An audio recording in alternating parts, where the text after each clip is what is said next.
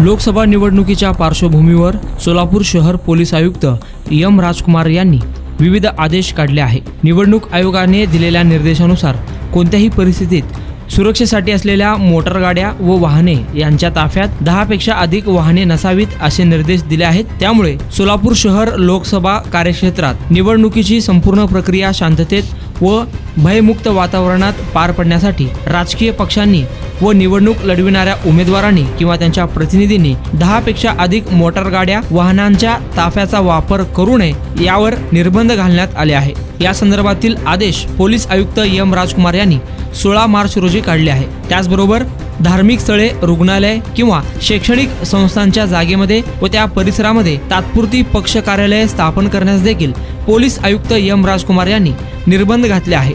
तसेच निवडणुकीच्या पार्श्वभूमीवर खासगी व्यक्तींच्या जागेवर, सार्वजनिक जागेवर झेंडे, भित्तीपत्रके लावण्यास देखील निर्बंध घालण्यात आले आहे। निवडणूक लढविणाऱ्या उमेदवारांनी किंवा त्यांच्या प्रतिनिधींनी निवडणुकीच्या प्रचारासाठी झेंड्यांच्या काठ्या उभारणे, कापडी फलक लावणे, भित्तीपत्रक लावणे, घोषणा लिहिणे इत्यादीकरिता कोणत्याही व्यक्तीच्या जागा, इमारत, भिंती इत्यादीवर संबंधित मालकाच्या परवानगीशिवाय व संबंधित परवाना स्थानिक प्राधिकरणाच्या परवानगीशिवाय वापर करण्यास निर्बंध घालण्यात आले आहे।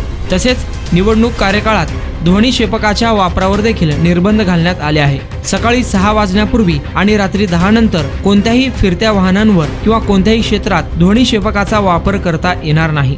प्रचाराकरिता फिरणाऱ्या वाहनांमधून ध्वनिक्षेपकाचा वापर विशिष्ट ठिकाणी थांबून करावा असे देखील आदेश एम राजकुमार यांनी काढले आहे। तसेच सार्वजनिक ठिकाणी रस्त्यावर रहदारीस अडथळा निर्माण होऊ देऊ नये यासाठी निवडणुकी संबंधी posters, banners, pamphlets, cutouts, hoardings, कमानी इत्यादींमुळे रहदारीस अडथळा निर्माण होऊ शकेल किंवा अपघात होऊ शकेल असे कृत्य करू नये असे देखील आदेश पोलीस आयुक्त एम राजकुमार यांनी काढले आहे। सदरचे आदेश 16 मार्च 2024 पासून ते 6 जून 2024 पर्यंत लागू राहणार आहे।